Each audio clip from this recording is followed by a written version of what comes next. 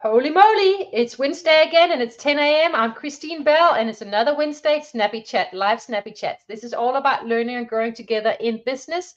And I'm super excited for my guests that I have here today. I can't believe we are already in September 2024. I can't believe where this year went, but I guess maybe it's my age. I don't know. Anyway, this is all about learning and growing together because we all go through similar challenges when we're building a business, especially when we're building from scratch and we are alone or a small band, a small team in our business. So with this in mind, I found it really lonely. And what I found is the more I reach out and connect with like-minded business owners like Alice today, the more we don't feel so alone, the more we're actually going, you know what, this was a rough spot, but we can get through this together because we are all on the same journey, even if it feels different to each other. So let's bring on Alice and learn more from her. Hello, my friend. How are you? Hello, where are my hands? Here they are. Yeah, How it's is funny when you do everyone? this. I know, it's a bit weird. Happy hump day, everyone. We've made it to Wednesday, so what a great week. And we made it to September 2024, and we're still standing in business. Yeah, we're still here. It's been one hell of a roller coaster, is probably how I summarize it for now. Yeah, that's 22, 24. I say the last 4 years has been a roller coaster, but 24 has certainly lived up to it as well. Yeah. Absolutely. And that's, I think, the fun of it, isn't it, Christine? You never know what's around the corner. You have a good day, you have a bad day. Key point is just to got to pick yourself up, dust yourself off, and keep hustling. Isn't that the truth? Keep showing up. And we got Jackie Olmsted from Arizona in the house. Thank you for being here, Jackie. She's a beautiful soul. Hi, Absolutely Jackie. adore her. If you don't know her, you have to connect. Right. I met her on LinkedIn of all places. Quite literally, I have made so many friends straight off LinkedIn. It's quite extraordinary. That's amazing.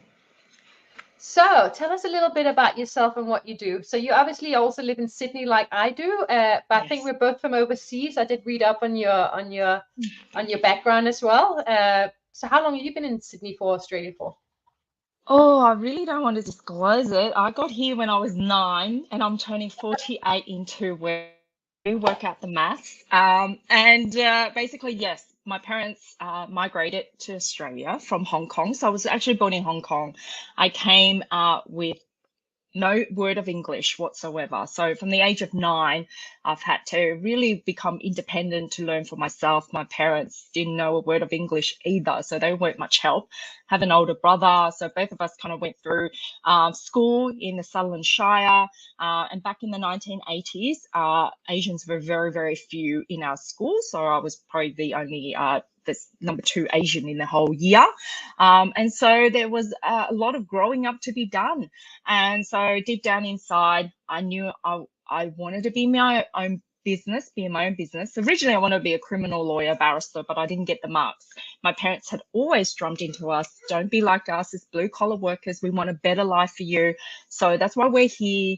Go get a desk job and your life will be wonderful with money. And so with that in mind, I pursued an accounting degree. It wasn't something I picked as the first choice. Like I said, I wanted to be a criminal barrister. And so I stuck out with it, long story short, for 24 years in a career that I really didn't enjoy. And it was that pivotal moment when I turned 40 and I was in Hawaii on a solo trip that I had a moment on the top of Diamond Head, and I still have a photo in the background where the fear of doing what I hate for another 20 years kicked myself in the butt and got me into action. I've got to do something different. If it's to be, it's up to me. I need to take accountability. I need to take ownership because I can't be saved. You know, when I married my husband, I thought he was going to save me. That didn't happen. So, so I have to save myself from a career perspective. I've got 2 kids, got financial responsibilities, but I was determined to find something that really ignites me, that's going to be reaching my North Star. So anyway, long story short, then I spent 4.5 years doing a side hustle with my corporate career. And then 2.5 years ago, I left that cushy sort of 200K plus salary job to go and jump into this unknown world of entrepreneurship. And I'm still a solopreneur. So I do everything down to admin, bookkeeping, marketing, copywriting, putting out the garbage, you name it, I do it. And it's been a hell of a roller coaster, in short. Oh, isn't that the truth? Isn't that the truth? So I just want to give an acknowledgement. I have so much to say to what you're saying because you and I are on such a similar A cloth. journey. I know, right? So Tommy, thank you, Tommy, for being here. We got Jason here as well from the Hounds of Business community. Mike Asherbrown, I don't think he's in the house. He's the amazing founder of the Hounds of Business community. Awesome person. Jason is awesome. I think he says Seth Halpern is here too. Seth, if you don't know Seth, get to know Another Seth. one to connect. He is my friend in I think he's right outside Washington, D.C. He's just the most beautiful soul if you don't know him. We got Brian Bing here too. Thank you for being here. So with this in mind, I love when people show up. I have so much I want to say. Every time you say something, I'm like, yeah. You know what?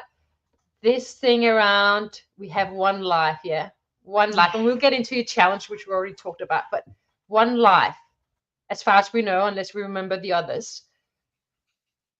We can either choose to take responsibility and empower ourselves and go, you know what, this isn't working for me. I'm not enjoying it. I'm enslaving away. Yeah. This isn't what life is supposed to be.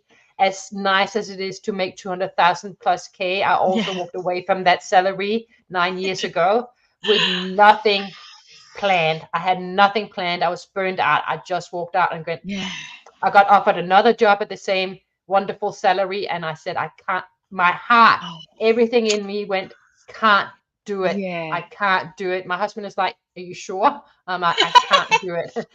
And so we're both on this journey. I've been there for a bit longer, but the lockdowns in Australia changed my business in terms of the context, working with big clients. And it actually got me into doing what I'm excited about, which is helping small business owners, working with small business owners. I have a passion for others, people trying to start their business, trying to build something from scratch that's from the heart. And I think this is what you're all about, really, yeah? And this is where the challenge should come in too. Yeah, absolutely. And I think so going back, that 6.5 years ago, I really had to dig deep and go, I've been doing accounting for 24 years. What else am I good at? And that self-worth was at the bottom of the barrel. So I really had to dig deep to go uncover what are my strengths? Where do I spend most of my energy? And therefore, from there, I really enjoy helping others. I think similar to you, helping others to get from point A to point B. But more importantly, is that transformation I'm looking for, similar to you, transforming someone's business into the next level so that they built that self-worth and self-confidence so they keep going. And that's what I do now. I help people with CV writing, interviews, and managing their career because I had to do it on my own. I didn't know anything about coaches out there that I could actually pay for someone to shorten my path. And I think that's what both of us do in terms of shortening someone's paths because we've made those mistakes. And I would hate for you to spend the time and energy to make the same mistakes. Is that similar to what you think? Yeah, exactly. That's exactly it. I want people to be successful. Yeah, a lot of us start businesses and it's truly often not, some of it is based out of fear. There's definitely a personal development journey that comes with building a business for most of us. But if it's really aligned with who we are, and I've seen a lot of people who are like that, they walked out of a job, they're exhausted, but they have something they're passionate about and they really want to create a business. And like you were saying beforehand, suddenly you have to do everything yourself. You might have been great at numbers, but not marketing. Guess what? Not great at numbers or the whole business financial side. I wasn't great. I'm not great at that. I'm getting help now. But we all have, when you do your own business, you have to suddenly become great at everything. Yeah. And none of us usually are. And I think when we were in corporate, don't get me wrong, I'm still utterly grateful for those 24 years because I wouldn't be here today if it weren't for those years, even though it was painful, I was depressed, all of those things. However, I think in corporate, it's a different setting. When you're in your own business, like you said, as a solopreneur, I have to know everything at least enough degree that if I did go hire someone, I'm not going to I can work with that person at a certain depth. Otherwise, I'll be seriously putting money out the door because I don't know what they're doing and they could be pulling a wool over my head. Who knows? So I think if anything I've learned in a business, just know enough You don't have to be a technical person in that space, because you can go outsource. However, and I think that's the challenge. When do you stop becoming that, all, jack of all trade, master of none, and actually go and get help? That's probably one of the challenges as well, I'm saying right now. Yeah.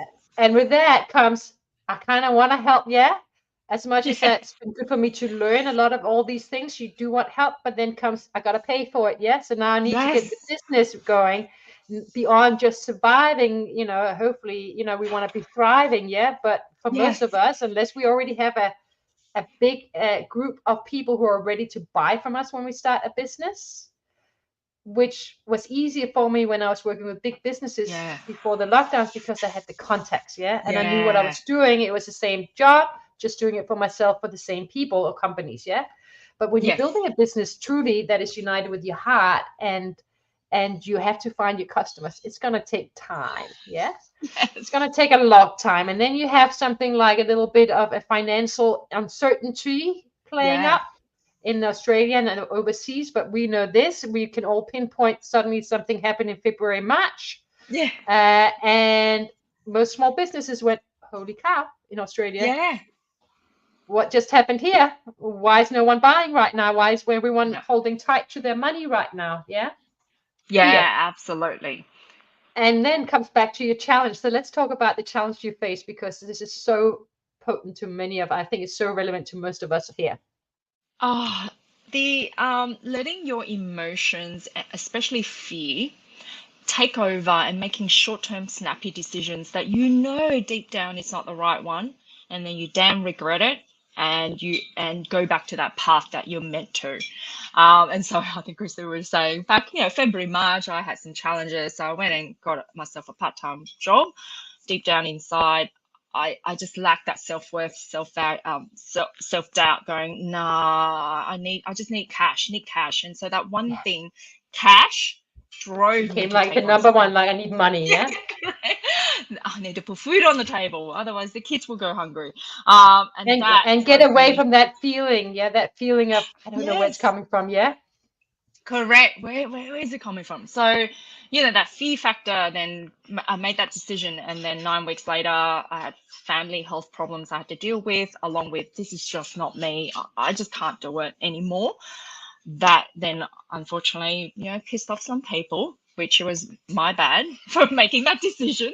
But at the same time, now I'm back on track, and looking back now, I'm going, shouldn't have done it in the first place. Shouldn't have done it in the first place. but Gut but you feel. learned So something that's a from it, challenge. yeah. Yeah, so gut feel. So let's Absolutely. Absolutely. Gut feel. So never question your gut feel. And then also, when you're emotional, you really can't see the forest from the trees. You're making decisions at that grassroots level. You're not stepping back going, well, what other solutions are there? Do I yeah, have to take a job? Maybe I can go do something else. I think that's yeah, similar to your story, right, Christine? Making those yeah, decisions that's that are very more aligned with you. yeah, that is really interesting because as we were talking, it's not that we've talked that much, so we don't actually know each other that well, yeah. And suddenly we're chatting here before this conversation. It's like, yeah, that's me, that's me, that's me. Wow. I just want to say thank you, Chase. And he says this is awesome. Love this energy, and I could listen to you both all night. Well, you Oh, can just keep put on the recording, Jason. I'm just kidding. Just kidding. And Tommy's here as well. Everyone needs a coach at some point in their life, sometimes even more than just one. Absolutely. We just have to afford mm, it and believe that that is actually what's going to move us forward, because fear can stop us from affording or paying for what we really absolutely. need. Yeah. So we actually hold ourselves back instead of going, yeah, I can invest in that, which again is a journey with fear. Yeah. And we all have it to Oh, certain yeah. extents. Yeah. Yes, Uh, and the extent of fear is so funny. So one day I could be just down here going, yeah, forget that, and the other days is literally F everything and run type of fear. So you're like in a fetal position, go, I just can't do this anymore, and you just want to quit. So it's yeah. that kind of that scale that you've Yeah. got to just learn how to manage it, and really do have to dust yourself. I know it's so cliche, but when you're knocked down, you can choose to get back up, and that's what I also help my coaches do, because when they get that rejection, they're in a fetal position because they think that's the dream job that they've just missed out on. And I'm like, no, when one door closes, another one will open. So I've got to, as a coach, get them back up. And so absolutely right, you do need someone in your corner to go, hey, it's okay. This is part of the learning and part of the growth you're experiencing. Just get back up on your feet and choose to fight. Get back in that arena, yeah. And absolutely, because sometimes, when we're in fear, and we all go through it to a certain extent, yeah, Yeah. we make, like you said, we can make really rash decisions because we Yeah. just want to get out of the fear, but it's an escape out of the fear versus, and we get hooked. We get, like your clients, we get hooked on, it must be this client. Why doesn't this client sign up? I thought this one was gonna, Yeah. what I was gonna do. This is the one I thought should work with me, yeah. And we get really stuck on the Yes. external manifestation Yes. rather than trusting that if we Yes. keep showing up and we keep putting ourselves out there in a way that's aligned with who we really are and what we're most passionate about, then Yes. opportunities will show that may not be what we thought they were. Yeah. So But true. sometimes So when true. using your gut, you're going to go, that looks different, but does it feel okay? And that's back to the example I was talking about earlier before this call, which was, it's like you, I was like, should I get a job? Maybe I need a job in Yeah. March. I'm like, I need some money. I just need some money on the table. Like, what's going to happen? Yeah. I was going through some, you'll enjoy this as an accountant.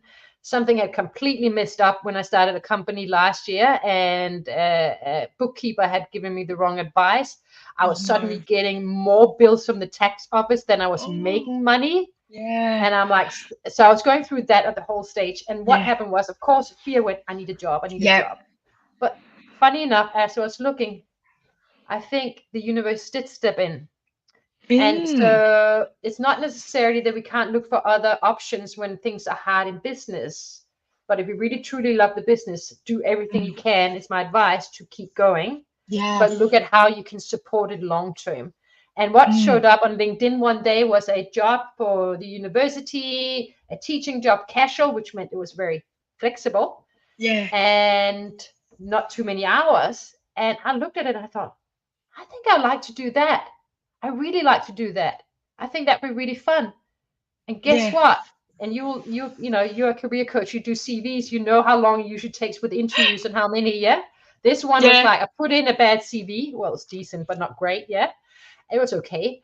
And I got a call the week after, going, "Hey, would you like it?" I'm like, "Yes." And they're Yeah. like, "Good, come in." And that doesn't usually happen unless something is aligned. Yeah, that's like, That is so true. The universe does give if you keep investing.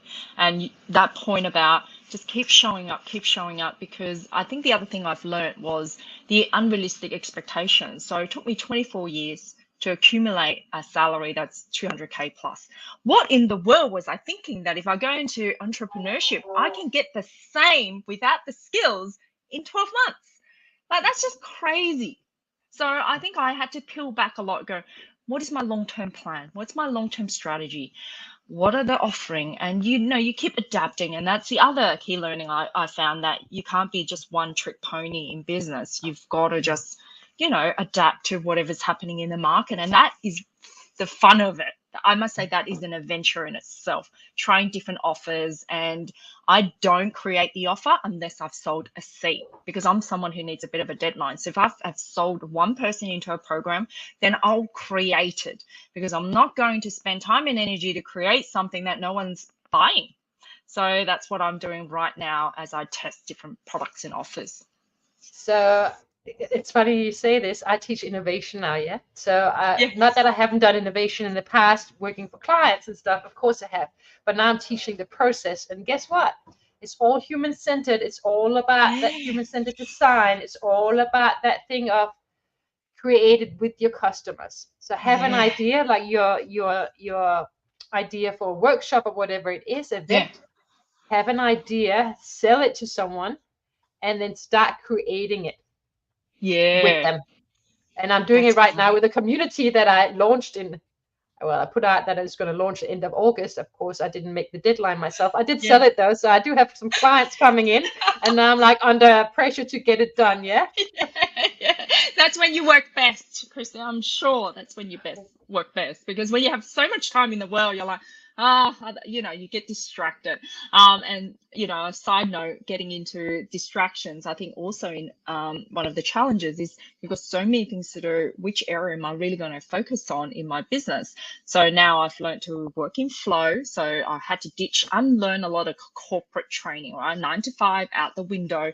I work in blocks and where my energy is at my peak. So when I'm creating, it's usually in the morning when I'm fresh, and then I go do other things, go to the gym and stuff, and then in the afternoon.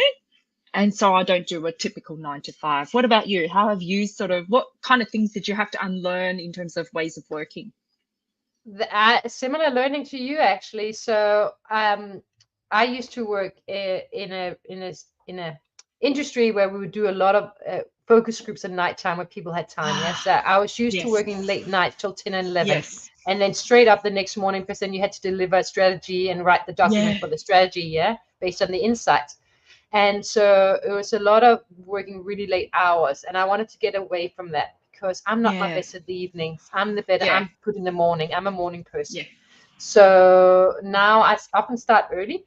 I actually often have conversations with America at 7 a.m., but I quite enjoy it. I'm at my peak at that point. Yeah. Versus come the afternoon, like you, I'm not so great. So Yeah. I have specifically cut out trying to sell to Europe, even though I'm European, because it just doesn't suit my working hours and how I like to work. And then you have to fit in other things. And my problem is I want to fit everything in. Yeah. And right now I'm learning that I can't fit it in LinkedIn as much as I'd like to, because it became like a part-time job, quite literally. And I'm like, and I enjoy it, don't get me wrong, but it exhausted me. So I have literally in the last 3-4 months, I can see my numbers are down, and I'm like, it doesn't matter because I can't keep going that way. And maybe one day I'll afford someone who can help, but I also like to show up authentically. So I'm kind of like going, I might not be having 200 people loving my stuff. Who cares? Yeah. Hopefully the right people, I have to trust the right people will see me and will resonate with me.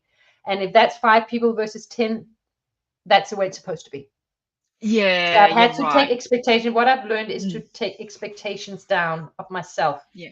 Because otherwise I'm trying to constantly perform, and then I disappoint myself, and then I'm back in the loop of disappointment rather than the excitement that I'm creating something new. That is so true. Resonate with that 100%, because again, in corporate, we were performance appraised every 6 months, have KPIs, So you still have your KPIs in your business, but you can't have all the KPIs. You can't be liked by everybody, and therefore you're right. Like my engagement definitely has gone down on LinkedIn. Something has changed. My content may not be resonating, whatever that looks like, but I'm not algorithm so hung up has on changed. Thanks LinkedIn. Thanks LinkedIn for changing the algorithm. Thank you. And so I'm not so hung up. I used to, and that again, that F word comes into my mind. I'm a failure today because I didn't get the engagement. Whereas now I'm lucky. I'm going, next, move on. I've scheduled all my posts. I'm going to show up as me. If people like it, great. And I'm not there talking to everybody, right? I just need that 1 or 2 people who look at my stuff and go, yep, she can definitely help me. So I think, again, like you said, that priming of your own expectations has been a big life learning. And I think that's so important, because we can either look at what we do and go, oh, that wasn't great enough, or we can go, you know what, I did my best and I'm learning. And I have made some I've made so many mistakes. I have run webinars with 70 pages and no one could see them because I forgot to put them on, and halfway through someone said, are you going to put on a presentation? And they were completely lost. All I was doing was talking. I let no one talk because I was nervous. And it was like, wow, but now I look at my classes online and I'm engaging, I'm chatty, I'm relaxed, and I'm like, whatever, I have very few slides compared to what I used to. And I'm like, I don't give away all my IP anymore. That was another mistake, and I'm like, there's so many things where I could go, not good enough, not great, how embarrassing, what a shame. At some point you have to go, you know what? I am who I am, and I love myself, and that's my personal development journey. Yeah, that is absolutely right. And also, I've stopped comparing myself to others. I mean, social media is a double-edged sword, right? You love it because you get inspired, but then you go, oh, shoot, why am I not where they are? And so I really have to peel myself back. I'm running my own race. It's okay. I'm not aiming for $1 million business, But what I am aiming for is to help as many people as I can while I'm on this planet, because the other thing is, the other F word that's coming into my head, the fear of going back to that corporate job is actually a big motivator for me, because I cannot go back to that lifestyle. If I did, I've got to be honest, that job would kill me. So therefore, I have to make this work. I have no other choice. I have to make it work. The boats are burnt. I know some people go, don't burn the boats. I'm like, nah, those boats are burnt. I'm not going back. And I'm with you on that. I'm actually with you on that. And I think sometimes maybe, you know, especially if we didn't just come in and had a business pretty much laid out for us because we already knew what we're doing and we already knew our customers, yeah? Which is different, you know, those people can go really fast. You have an investor and it's boom, boom, boom, yeah? But when you are more like a small person, you're really building everything from scratch, you know? Even if you want to go big, it's going to take some time. And you have to trust your instincts. So when I look at jobs and I'm like, I can't do it, I can't do it, I can't do it. I couldn't get myself to put a CV through to it. I'm like, I just can't do it. I have no other option because I can't betray myself anymore. Yeah. And that's a bit scary because that means if I'm living on nothing, but guess what? I'm pretty good at living on nothing at this point because all those external things, the BMW is gone, the horse is on holiday at the moment, although I love him. You know, I'm like, what's more important? My health and well-being and doing something I love and am passionate about? Yes. And building it one step at a time, at my speed, the best I can, doing my best, even when I F up.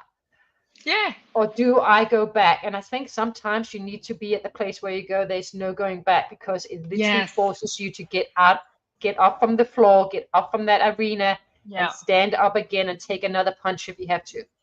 Yeah, beautifully said, because I also had a lot of people approach me and go, how'd you do it? I want to follow your path. I want to set up a business. They're in their jobs, obviously, with massive mortgages and the 2 cars, you know, European cars in the driveway. And unfortunately, they just cannot get out of that situation that's holding them back from starting what they love. And I say to these people, I was in the same boat. I've got responsibilities at 40. I didn't jump until I was 45. So I guess these are personal choices, and these are choices. I don't believe you never have a choice, but you know, so they go their merry way, and then 2 years later they'll come back and go, oh, you know, that business I spoke to you about, I haven't done anything about it, but I'm ready to start.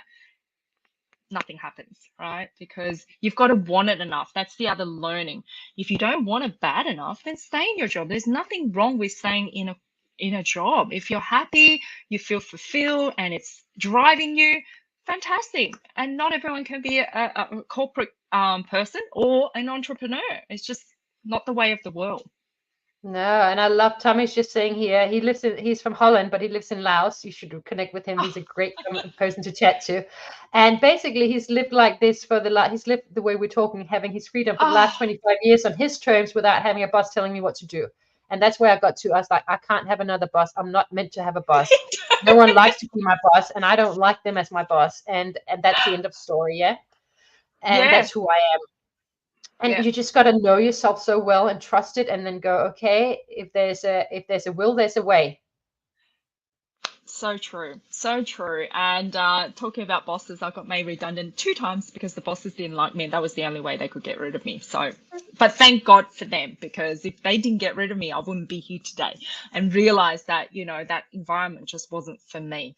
But hey, I want to do what Tommy's doing, digital nomading, and actually live in places where you do have minimal stuff. Like I'm getting rid of stuff right now. I'm going, like you said, I don't need the BMW. I'm driving a 10-year-old Subaru and I love it. I love my car.